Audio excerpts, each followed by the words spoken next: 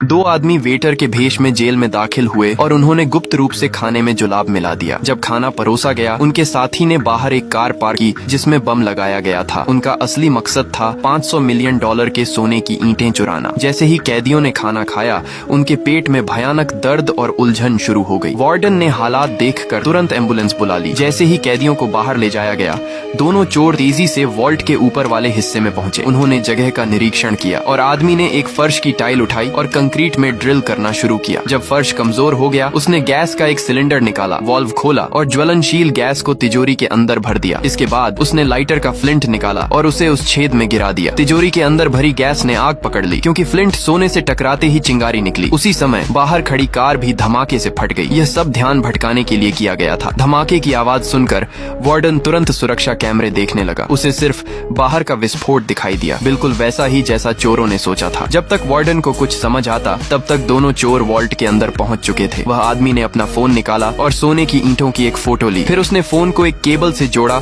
और security footage को बदल दिया। अब असली फुटेज की जगह नकली रिकॉर्डिंग चल रही थी। उन्होंने तुरंत एक स्ट्रेचर लाया और सोने की ईंटों को उस पर लादना शुरू कर दिया। इसी बीच वार्डन ऑफिस में बैठे लोग फुटेज देख रहे थे और उन्हें कुछ गड़बड़ लगी। वे तुरंत वॉल्ट की ओर भागे। वहां पहुंचकर वे हैरान रह गए। तिजोरी खाली थी, सारा सोना गायब हो चुका था। उन्होंने तुरंत पुलिस बल को बुलाया और सभी रास्तों को बंद करवा दिया। उन्हें लगा चोर एम्बुलेंस में सोना ले गए होंगे, लेकिन जब उन्होंने एम्बुलेंस का दरवाजा खोला तो अंदर कुछ भी नहीं था। वार्डन हैरान था। तभी उसने एक और वाहन देखा जो वहां नहीं होना चाहिए था। उसने तुरंत उसका पीछा किया, लेकिन यह भी चोरों की चाल थी ताकि उसका ध्यान असली चोरी से हट जाए। इसी दौरान असली चोर सोना लेकर पहले ही किचन पहुंच चुके थे। उन्होंने वहां ग्रेफाइट के सूखे पैन में सोना पिघलाना शुरू किया। फिर एक मूर्ति के सांचे में उस पिघले हुए सोने को डाला। ठंडा होने पर उनके सामने एक ठोस सोने की मूर्ति तैयार थी। उन्होंने उस पर रंग कर दिया ताकि असली धातु छिप जाए और मूर्ति की मरम्मत के बहाने उसे आसानी से बाहर ले गए। अब $500 मिलियन का सोना उनके पास था, लेकिन जल्दी हिस्सेदारी करने के बजाय उन्होंने अगला निशाना तय कर लिया, एयरपोर्ट। इस बार उनका लक्ष्य था $50 मिलियन।